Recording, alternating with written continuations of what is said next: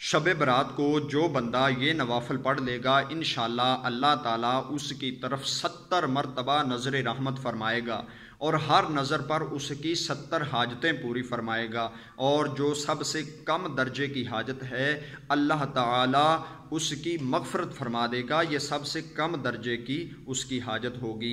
और दोस्तों वो नवाफिल किस तरह पढ़ने हैं? ये नवाफिल हैं सलातुल खैर, इनको कहते हैं सलातुल खैर। और सलातुल खैर किस तरह अदा करने हैं?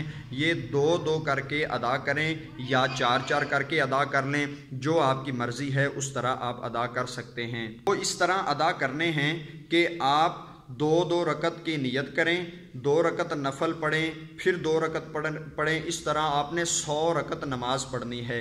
100 रकत नमाज नफल सलातुल खैर की पढ़नी है।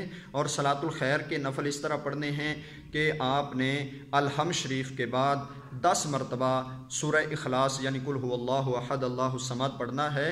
और सूरह इखलास 10 मरतबा पढ़कर इसी तरह आपने 100 रकतें पढ़नी हैं, यानी 2-2 करके।